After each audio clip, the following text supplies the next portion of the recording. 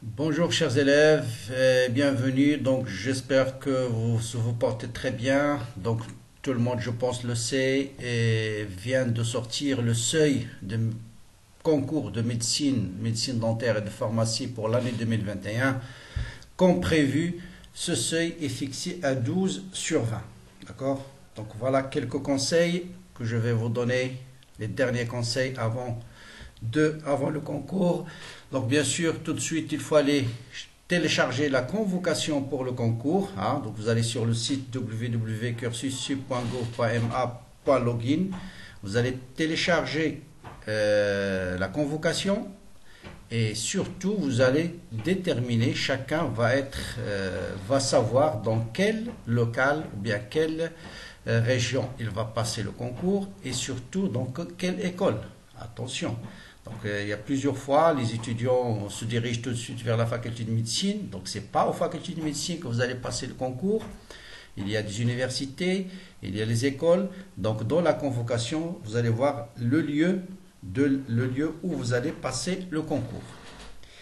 Donc, comme l'année dernière, le concours de cette année, il va porter sur 60 questions. D'accord? Donc, 20 questions en mathématiques, 20 questions en physique, 20 questions en chimie et 20 questions en biologie. Chaque matière possède un coefficient 1. Donc un point en chimie, c'est le même point qu'en biologie, le même point en physique, le même point en chimie, en maths. Donc ça c'est très important. Vous allez avoir 3 heures. Ça veut dire 1 heure moins quart en moyenne par matière. Donc, conseil. Un concours, c'est essayer d'avoir le maximum de notes, peu importe le moyen, d'accord? Donc vous allez commencer par la matière où vous sentez vraiment le plus à l'aise. Deuxième point, il ne faut pas passer plus de 2 à 3 minutes dans une question qui vous paraît difficile. Vous mettez point d'interrogation et vous la laissez jusqu'à la fin, d'accord? Donc bien sûr, l'accès au concours est strictement individuel. La même chose, la feuille de l'examen et les nominatifs, chacun va avoir une seule feuille. Et la feuille de réponse, une seule feuille. S'il se trompe, on ne va pas lui donner une deuxième feuille. Donc faites très attention. Donc, ne mettez les croix que vraiment vers le dernier quart d'heure. Ne remplissez les croix que vers le dernier quart d'heure. D'accord? Donc il faut bien sûr arriver une demi-heure avant. Le concours commence à 8 heures, il faut être à 7h30 au local. Qu'est-ce que je vais vous dire encore? Donc là aussi, comme je répète, il faut vraiment savoir le lieu. Donc tout est disponible sur le net maintenant. Vous allez sur le site de concours de médecine et vous allez savoir la région et surtout le local où vous allez passer l'examen. Le seuil, il est basé bien sûr sur le calcul, 75% sur l'examen national, 25% sur l'examen régional. Donc la liste de présélection, elle est disponible et sur le site, comme j'ai dit. Je vais reprendre quelques conseils que j'ai déjà donnés sur la chaîne il y a quelques jours. Donc, conseils très importants. Donc, quand on passe la chance, et là vous avez une chance de passer un examen, il faut la saisir. D'accord? Dans cette chaîne, je vous ai mis plus de 200 vidéos, cours exercices sur le programme du bac plan et QCM. J'espère qu'elle va vous aider le jour J. Bien. Donc, il y a deux choses. Je vous conseille de maîtriser votre stress. Les ou je ne sais pas quoi, donc c'est perdu d'avance. Donc, vous allez rentrer très très calme, à l'aise. Vous allez dire, bon, je vais passer un examen comme à n'importe quel examen. Donc, si vous restez très calme, c'est sûr que vous allez avoir un point positif. D'accord?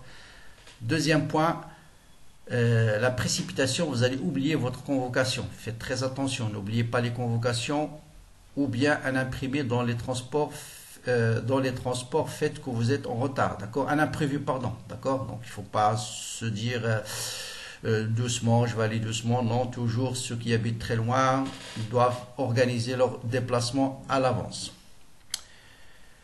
Le jour J, je vous conseille de vous coucher très tôt. Donc le manque de sommeil peut conduire à des maux de tête, à des problèmes et des troubles. Donc il reste vraiment à 9 heures maximum et se réveiller relativement tôt, c'est une bonne chose pour passer l'examen. Donc une fois que vous avez votre feuille, donc comme j'ai dit, vous commencez par l'exercice le plus simple. Un point en maths, c'est le même que en biologie. je lis l'exercice en entier avant de commencer à répondre. C'est très important. Soulignez toutes les données dans l'énoncé, hein, les données numériques. Et je fais attention aux unités. Voilà, je vous dis bien sûr good luck, très très bonne chance. Ah, j'espère que tout le travail que j'ai effectué sur cette modeste chaîne, Inch'Allah, va être vraiment un coup de pouce très très important dans 2 jours, hein, dans 2 jours, le jeudi. Donc voilà, j'espère que Al-Eid sayakounu Eidain pour une grande partie d'entre vous. Donc faites-moi, bien sûr, laissez-moi un petit message après la sortie des résultats. Voilà, je vous dis très très bonne chance. Bon, là, dernier conseil, bien sûr, sur ton physique par exemple, ou bien en chimie. Donc là, les choses classiques, bon, c'était pas prévu, ça, je vais le dire comme ça. Tout ce qui est dosage, bien sûr, vous avez 3 cas, dosage en acide fort avec une base forte, pH à l'équivalence égale à 7, dosage d'un acide faible avec une base forte, ou inversement, pour le calcul de pH, vous avez les 3 cas, base forte, acide fort moins log de C, base forte C14 plus log de C. L'approximation qu'on utilise dans le cas d'un acide faible, d'une base faible, quand je mélange deux solutions, comment déterminer le pH des deux solutions? Donc il suffit de déterminer la quantité de matière dans chaque solution et tenir compte du volume total quand vous allez déterminer la concentration finale. En nucléaire, bien sûr, il y a tout ce qui a la définition de l'activité. Bon, je ne vais pas te dire, malheureusement, pour ce cette brève vidéo-là, vous avez largement des vidéos sur la chaîne, bien sûr. Donc, nucléaire RC. Bon, RC, j'ai fait une vidéo très détaillée sur les RC. Donc, bien comprendre la signification de la charge, la décharge, comment se comporte un condensateur. Faire attention à la loi d'association des condensateurs.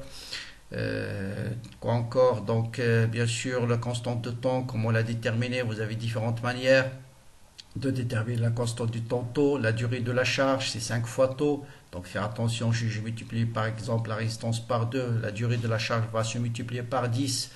L'énergie, l'énergie fournie par un générateur, elle est soit perdu par effet joule de la résistance, soit emmagasiné dans le condensateur à partie égale, c'est-à-dire à la fin de la charge, vous avez l'énergie électrique, c'est 1 demi CO au carré, l'énergie perdue par effet joule, c'est la même quantité, 1 demi CO au carré.